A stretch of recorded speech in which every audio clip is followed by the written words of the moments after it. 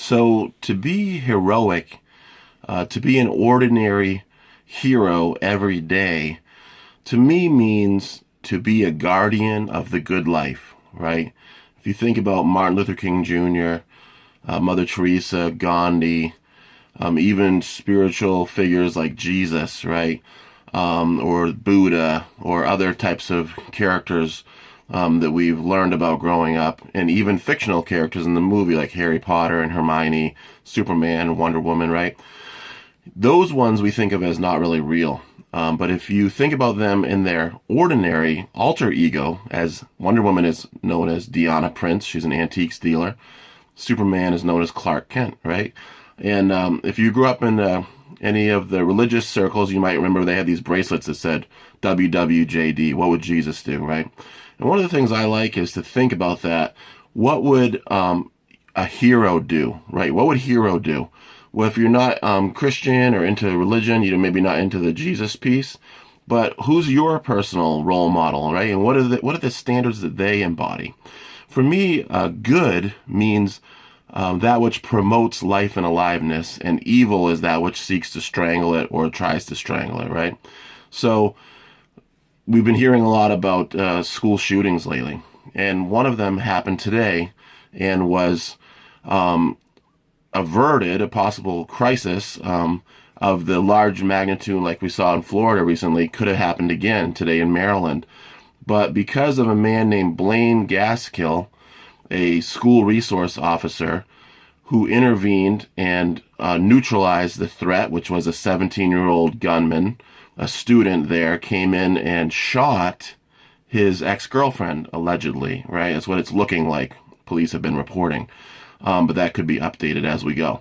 So this 17-year-old young man, a student, comes in and he shoots his ex-girlfriend and another 14-year-old boy. And within seconds, the school resource officer, Blaine Gaskill, is informed of the situation and comes over, and he and the gunman exchange fire, and the gunman is killed. And that's a tragedy, right? Nobody wants to see anybody, especially a young person, die senselessly. But see, this situation is not senseless violence against a child.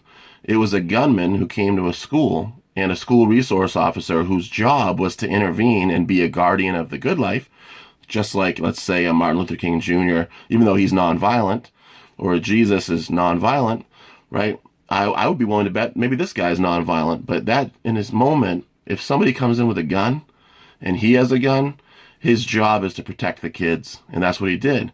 And I commend him for that. And I do agree that I don't see a lot of people talking about this on social media, and I think it's because there's kind of a chilling effect that people are afraid to talk about acts of heroism, actions in which people intervene to improve situations, where they demonstrate risk and sacrifice, right? They take risks and sacrifices. In this case, Blaine Gaskill took a big risk, and he put his life on the line, and he potentially saved hundreds of students.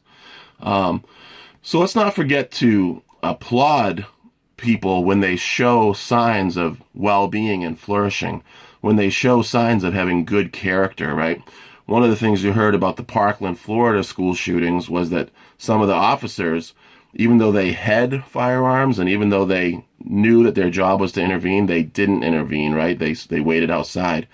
And that shows you the power of the bystander effect, that it has to do not only with your training and your access to whatever weaponry if you needed it, or whether or not the weapon is good or not good. What really matters is your management style, your personal character, right? Do you behave like someone who's a bystander or someone who's a villain, right? Do you try to coerce people? Do you behave like a henchman, right, who's always just worried about personal profit? Or maybe a minion who's afraid of being punished and so you give in, right? Or are you the devil's advocate character that rescues people and always gets them off the hook? And so they never improve because they never learn that there's anything wrong with anything.